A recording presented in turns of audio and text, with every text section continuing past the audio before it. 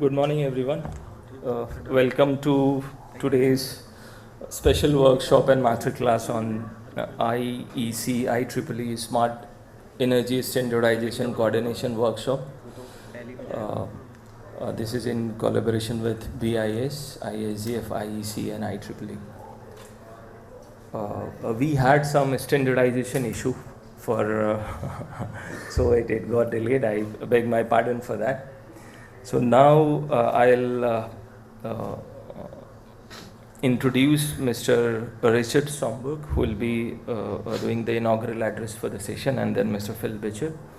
And then we would have a very special session on standardization, coordination, and harmonization by Preeti Bhatnagar. She is from BIS, head of ETD BIS. Another session is going to be smart energy standards, and then next session would be smart mobility standards. So when we start the session, I'll introduce it to the respective speakers. To inaugurate the session, I'll introduce Mr. Richard Somberg. Mr. Richard Somberg is IEC Special Envoy for Smart Electrification, recipient of IEC 2011 Lord Kelvin Award, Chair of IEC System Committee and Smart Energy. He owns a consulting practice, industrial strategy, complex system, engineering, cybersecurity, and standardization. Mr. Somberg is a board member of G3 PLC Alliance, and he was EDF VP Corporate Standardization and appointed EDF Group Corporate Fellow. He had the responsibility of EDF R&D activities in North America, Emirates, member of US DOU Grade-Wise Architecture Council. He was System Engineering Professor at Suples Paris, Chair of IntelliGrid Strategy Committee, and Electric Power Research Institute, Star Award 2005. Our another special inaugural address is going to be done by Mr. Phil Bitcher. Phil Bitcher is the President and CEO of Wyson Alliance, an industry organization which promotes standards-based interoperable wireless communication products for smart utility networks, smart city and Internet of Things application and implementation, rigorous testing and certification programs to achieve its aims.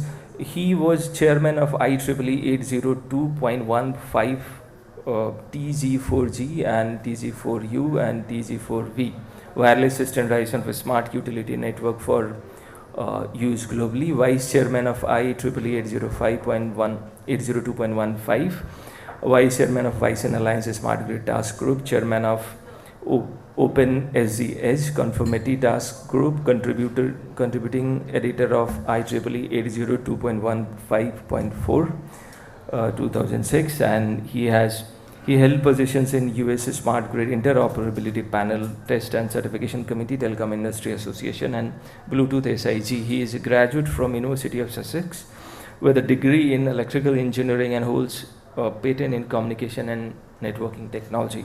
So a very esteemed panel. Now I would request Mr. Richard Somberg to take it over for the inaugural session. Thank you.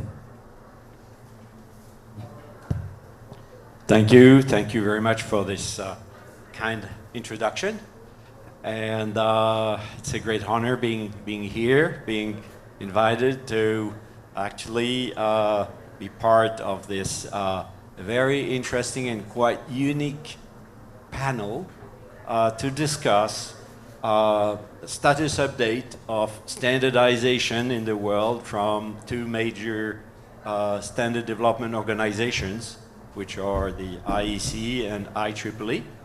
By design, those organizations have a different governance, and of course, they might have also different membership, different approach, different ways to develop standards.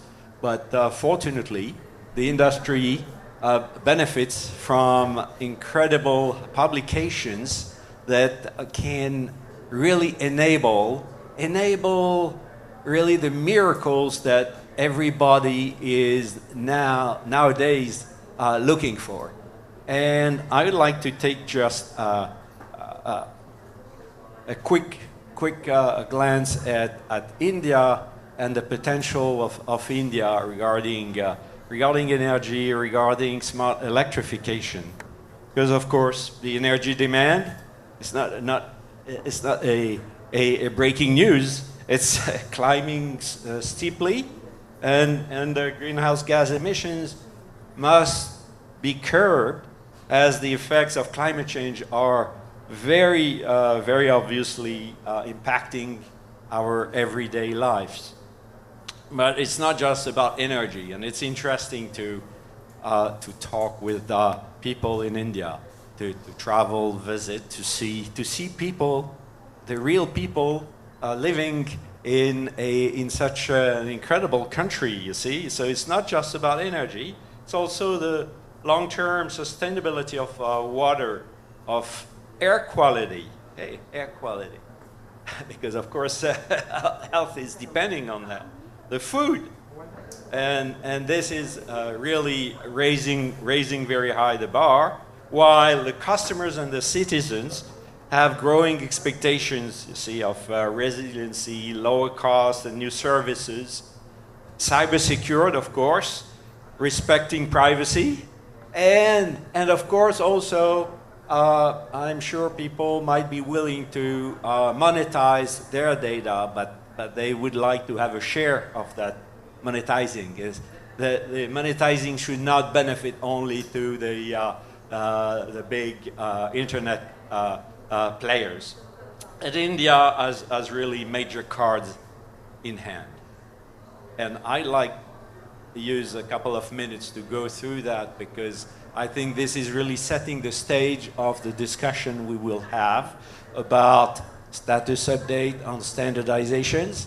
And even as it's a small group, a small room here, we can even have a quite interactive session to your greatest benefit. So India actually will become by 2050 the most populous country. You see, as it is today. You see, by 2050, India might have 1.66 billion inhabitants, the largest, let's say, largest number of inhabitants in the world. And India is the third largest energy-consuming country. So this is quite significant. This means that India is on the radar screen of everything about energy and electricity. And also it's very interesting to see that while many economies continue to struggle post-COVID, India has been recognized to be one of the fastest growing economies. And also the government has been announcing a plan of more than $300 billion to turn this COVID crisis into an opportunity. This is very significant. That means that India can really leapfrog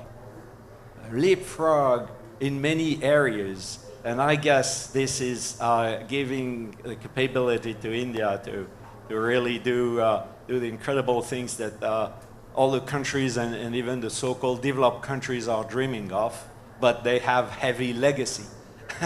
And you cannot change quickly things that are already on the ground and have been costing a lot, even though they become outdated regarding the objectives, the new objectives. And also, it's interesting to see that India, regarding renewable energy, has an installed capacity as of today, about 175 gigawatt installed, of course including large hydro, and it is number 4 in the world for wind power, number 4 in the world for solar power, right? India has also nuclear reactors, and this is a CO2-free, very valuable baseload generation.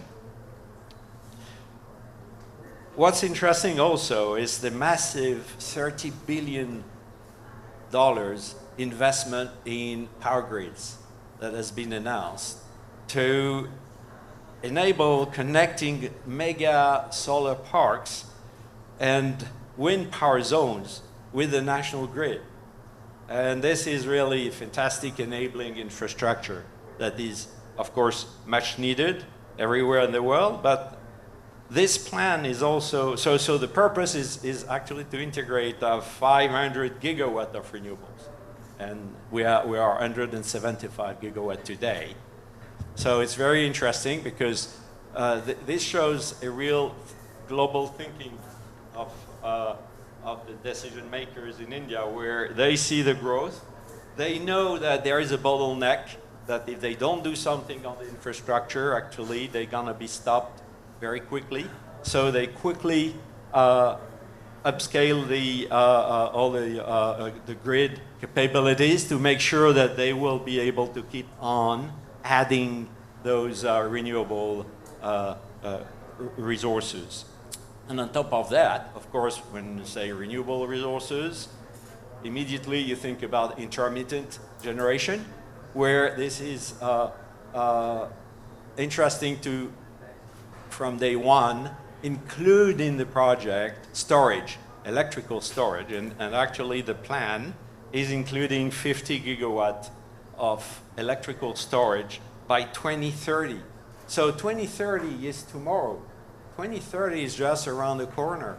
And by 2030, you see, India will have developed those massive transmission infrastructures just in, what now, 7 years, including 50 gigawatt of storage to firm up the intermittent generation. I think what is also very commendable is the ISUW initiative. You see the One Sun, One World, One Grid initiative that has been initiated by the Prime Minister. See, well, they started with the International Solar Alliance. They came up with the concept of ISUW. Actually, there are different countries or continents that are considering global energy interconnection. And I think this ISUW, which is Indian thought and Indian centered, will actually contribute significantly into achieving this global energy interconnection, which in a nutshell is really kind of at the end interconnecting all the continents. So because the sun is always shining somewhere on Earth, and the wind is always blowing at the North Pole, you see. So of course, it might be like a dream. I'm sure I will never see that on the ground during my lifetime, but I have a personal feeling, and I'm convinced that this is something that has to be done and pursued, and done friendly with all the nations, even though it's not easy from a geopolitical viewpoint. But of course, and I think to complete this glance, energy efficiency, demand side management, controllable loads, electric vehicles, and transportation, they have to play a significant role. It's not just about the generation, or not just about adding the grid infrastructure. And this is phenomenal. You see what the demand side can contribute to this entire chain. And this is where I think there are a lot of activities and development of standards to make that work. Because of course, when you look at the chain, well, when you talk about generation, it's localized and it belongs to just a few players. So it's easy to talk to them. And when it comes to distribution, it becomes more complicated because there are much more people to talk with. And then when you come to the demand side, there are so many people that standards are the only way to move forward and get achieved anything. And this is where it is very important, and I am sure that in the agenda of the 2 sessions that we will have right after this introductory addresses, we will actually focus on many of those standards, whether it's to connect demand-side load, whether it is for electric transportation, which is very significant. And I think this will be a highlight of this workshop. And just also to remind that we have started this dialogue and this kind of session, that might be 7 years ago, I think, with IEEE. The point is really to share status update on where we stand, what we tend to do, what is our feeling. Is there any possible collaboration to look for? And at the same time, it is with some kind of India focus to make sure that whatever we're doing is it makes sense actually for India, and especially given the span of what I just described. It's very significant. You see, I would say it differently. If what we're doing in our SDOs cannot help or make a difference for the challenges I mentioned for a country like India, I think we are not relevant. So I'm looking forward to a very informative, lively and friendly session. And once again, we are a very small group, so I want personally to make sure that any question you might have pops up, and please do not hesitate maybe to interrupt us to actually enrich completely this session. So the session is not just the IEC-IEEE, it's IEC-IEEE and the India industry that you are representing. Thank you very much for your attention.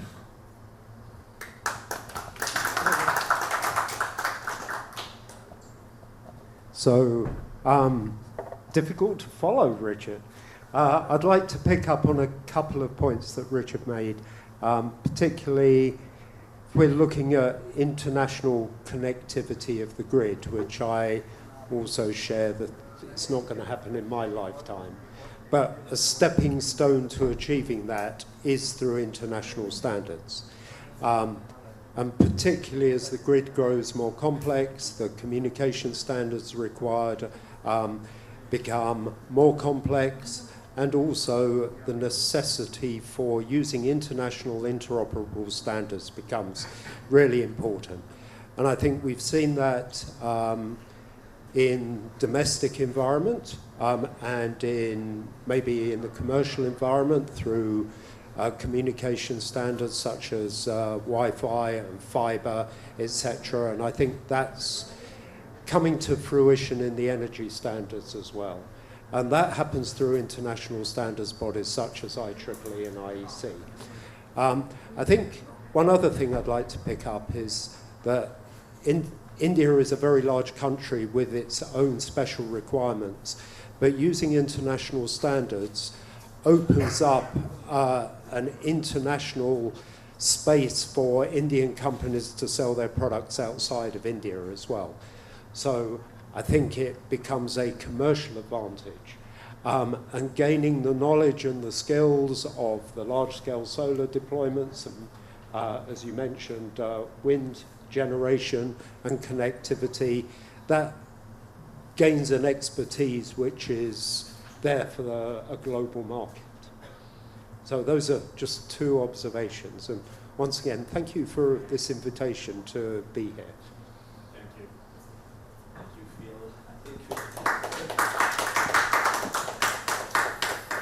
Thank you, Mr. Richard, and thank you, Phil, for the observations. Now I would request Preeti Bhatnagar, who is head ETD BIS, to give her presentation. Good morning, everybody. First of all, I'll just introduce myself. because I think there has been some confusion, so no background given.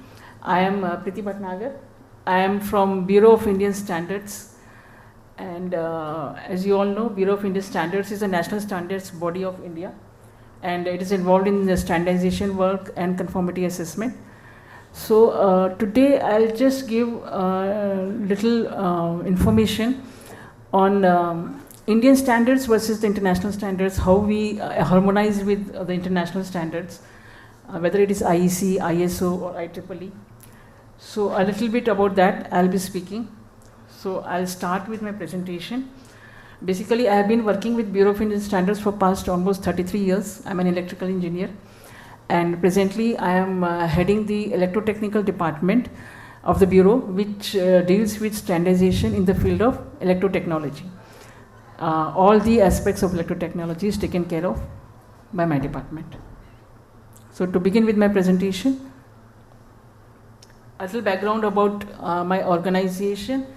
It was established, the concept was, it was conceptualized in 1946, and finally it was established on 6th January 1947. That is the foundation day of our organization. That is a very long time back. We have almost completed 75 years of existence, and we also are in the certification. The Certification Mark Act was promulgated in 52, and the certification marking scheme was initiated in 55. It was earlier established as a society. We were actually Indian Standards Institution when it was established way back in 1947. Through an act in 1986, the BIS Act, we were converted into Bureau of Indian Standards, we were given a statutory status. And through this act was again revised in 2016, and through the 2016 act, which was enforced on 12th October 2017, we became the National Standards Body of India. The regulations and the rules were also revised in 2018. This gives the structure of the BIS. The Honorable Minister of Consumer Affairs, Food and Public Distribution is the president of our organization. The State Minister of State is the Vice President. We have a Governing Council, Executive Committee, and our organization is headed by the Director General. Presently, Mr. Pramod Kumar Tiwari is the Director General of BIS. Apart from this, we have advisory committees which gives us advices on the various, if you can see the various aspects, be it finance, conformity assessment, standards, etc. Our headquarters is located in Delhi, but apart from that, we have offices all over India. They are giving the locations. We have around 41 branch offices in every state capital. Apart from that, if it's a large state with more concentration of industry, then we have more than one offices in that state. We also have 8 laboratories. We have our own testing facility at 8 locations, and most of the products we can test. But but in cases where we don't have the testing facility, or suppose the rush of the sample is more, then we have also recognized some outside laboratories in the country which carry out testing on our behalf. The core activities in which we engage are standardization, conformity assessment, that is certification. We have around 4 to 5 certification schemes, and laboratory, as I said. Hallmarking is another activity which we are doing, that is hallmarking of gold in our country, and then training activities. We talk about standardization here. Standardization, as we know, is done at various levels, starting from personal till international. And as shown in this slide, there are various bodies which are indulging in standardization at different levels. Industry level, national level. Examples have been given here, like we are in our country, BSI is in UK, NC in America. And regional bodies, there are certain regional bodies also like. Then international, of course, we all know that it is IEC, ISO, etc. Benefits of international standardization. As we all know, standardization is very important. It is the basis of all work, all trade, all industry. And international standardization, it facilitates international trade among various countries. IEC, ISO, they are all have strategic partnership with WTO. We have greater variety of products for global consumer. Interoperability is ensured within countries, not just inside a country. Then the manufacturers can access global markets, and also, last but not the least, they become also the basis of national standardization. Most of our standardization work, we strive to harmonize with the international standards, so they also become a basis for that. Well, there are certain difficulties in adopting ISO-IEC standards. We cannot go for them as it is. Of course, we do try to do that, but there are certain issues which have to be addressed before adopting an international standard. Many times there is a conflict with an Indian legislature, or availability of raw materials. Some raw materials are mentioned in the international standards which may not be readily available in our country. Different standard test conditions, non-availability of testing facilities in case of some tests which have been included in the national standards, but the testing facility is not available in India. So that also has to be looked into. Then, as we all know, a particular standard, when it is formulated, for many things it gives references to other standards existing on those subjects. So when we are adopting a standard, we have to, it is a sort of a whole family. So many times the cross-referred standards, we do not have a corresponding Indian standard for the cross-referred standards. And if they are referred to any regional standards, in case of IEC or ISO, we can easily adopt those standards also. But if a reference has been given to a regional standard, then it becomes a little difficult, because unless we have an MOU with that regional party, we cannot adopt the standards. So that becomes another hindrance. Then what are basically the national differences and deviations that we observe in our country? Ambient conditions are definitely one of the most and first and foremost, because in India, more a tropical country. So compared to Europe, America, etc., the climatic conditions are very different. And regulations is of course one of the main reasons. Then many times what happens is there are some subjects which are relevant to our country, but there is no standard at the international level. Maybe not so relevant there, or maybe it has not been taken up. So that is another reason. Then we have a set format in our standards. We have an IS-12 actually, if I say so, that gives a set format of laying down standard in our country. And it is not exactly as per the IEC. There are many changes in that. In our case, if we have a product standard, we give the requirements, we give the test methods, and also list out the tests which are required to be carried out if that product has to be brought under certification. So that listing of the test, categorizing it into routine acceptance, type tests, etc. This is done in our case, but mostly not taken up in IEC. Then marking requirements is very important. Marking what label, what all declarations are required to be given on the marking plate. That also forms part of our standard. Different types of harmonization, as we know, first is identical. That is, we adopt the standard as it is without making any changes. Just minor changes maybe, which is reflected in the national lecture or in the form of a note, but otherwise, as it is, we adopt the standard and retain the original number of the standard, the IEC number or the ISO number. In that case, we can give our own number, it is called a dual number standard, or we may just have a single numbering, that is the same number is retained, IS/IEC, we put that and retain the same number. So this is an identical standard, no change is made in these standards. The second one is modified. Here it is basically based on the IEC standard, but there are deviations from the IEC, technical deviations from the international standard. Those technical deviations, we make an effort to list them separately, that these are the deviations we have made from the international standard. But in this case, we don't adopt the number, and we give our own number to the standard, and it is and we acknowledge in the forward that it is based on this so-and-so IEC or ISO standard or any other international standard. And the third category is not equivalent. This is entirely different. These are the cases where our requirements are totally different. It's a totally indigenous standard, not based on any international standard, or maybe the subject has never been taken up at international level. So that is the third category.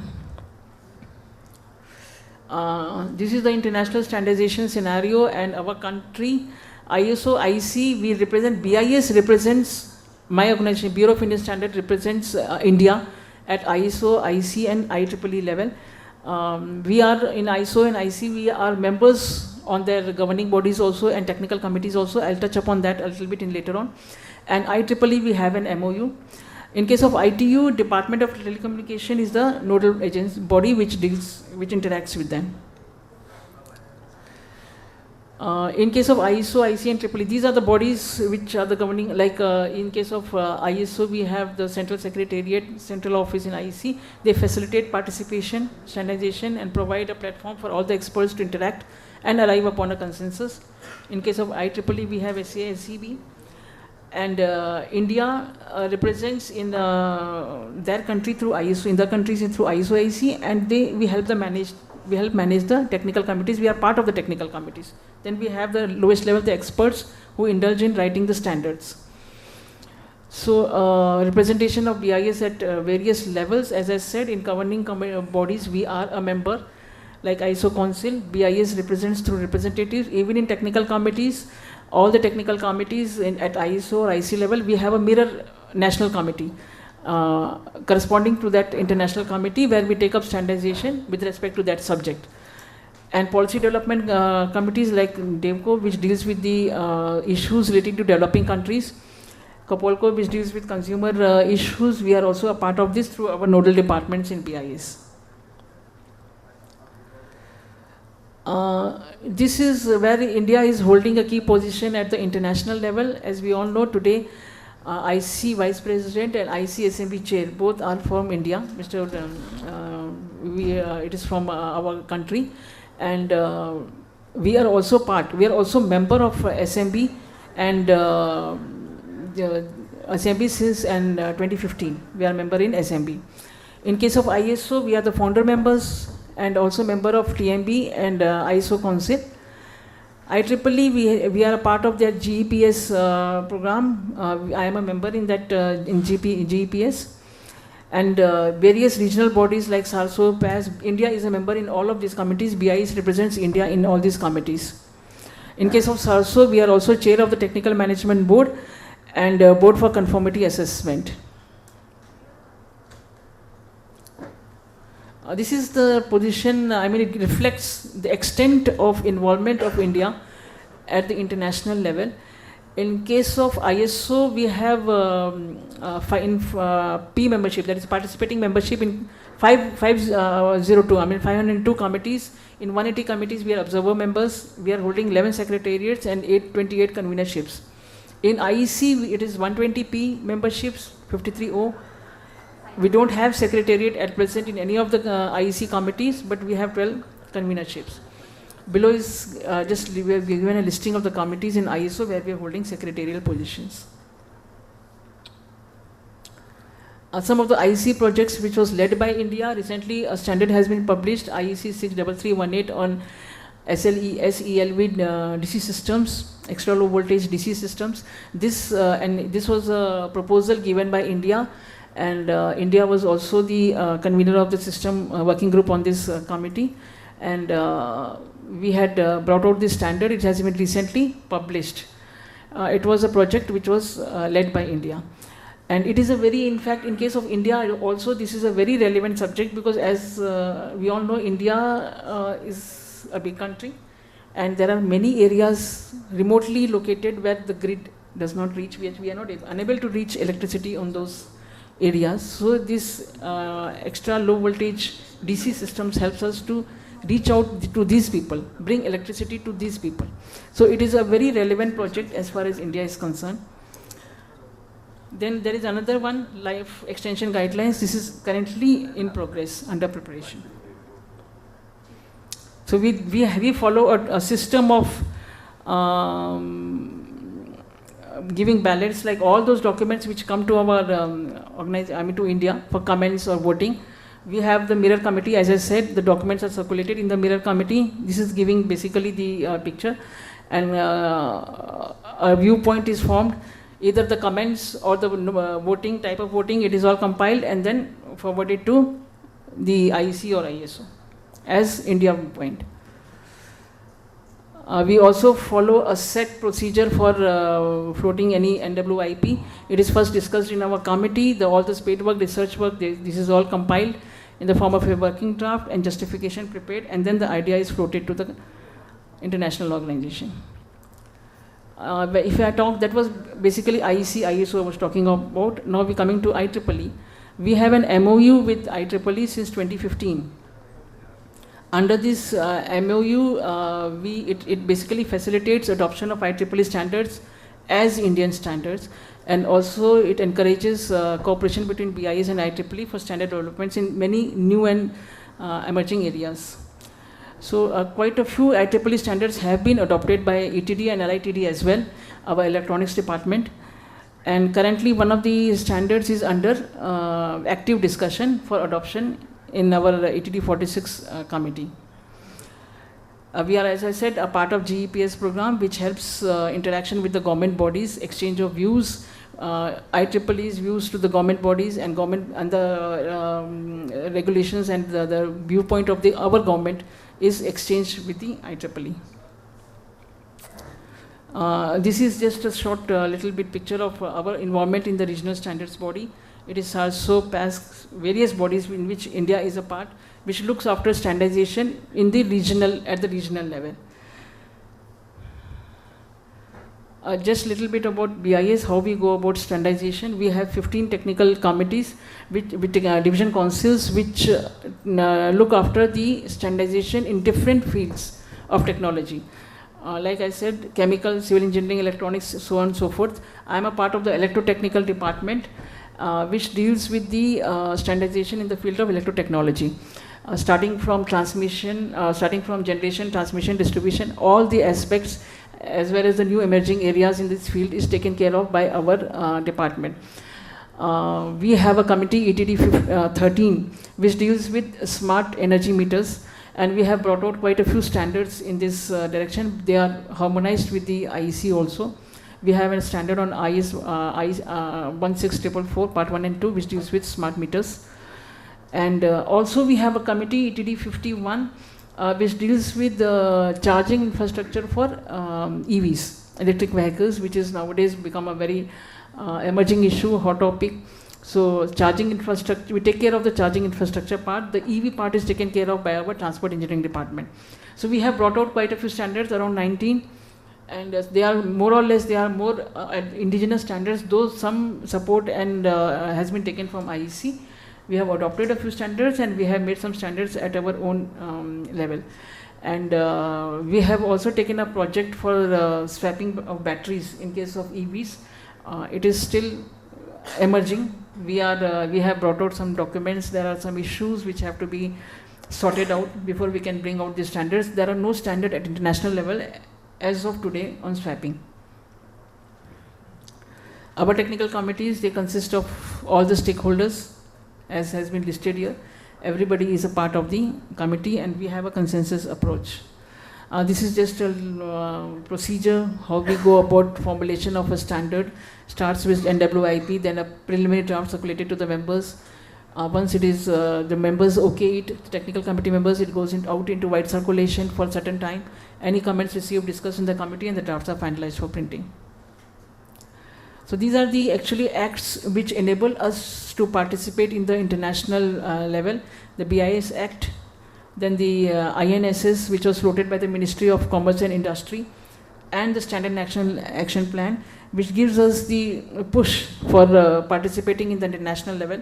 The SNAP, basically we have revised the SNAP and it is from 22 to 27. For 5 years we have chalked out a whole plan of new areas where we will take up standardization in the next 5 years. In case of all the fields, not just electrotechnology, but the SNAP is for the whole of Bureau of Indian Standards. We conduct training programs for the technical committee members, so they are able to participate in a more fruitful manner. And to the chairs and conveners, their roles and duties, this is all they are explained, and how to also represent India at the international level. So we impart trainings to all the concerned parties. Of course, these are the expectations from the stakeholders, not just at the national, but also at the international level, to provide inputs, help in drafting, propose new subjects, etc. And these are some of the useful links. I mean, this, in case if anybody wants, this PPT is there with them. it can be shared.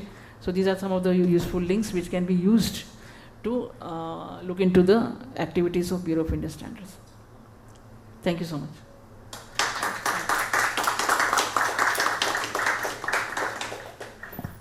I think this was a very impressive presentation by BIS, very extremely, well, comprehensive, but very clear, very sharp, and that shows really the strategic value of standardization. And I think you made also a point that we did not address, Philo or me earlier, which is actually testing and certification.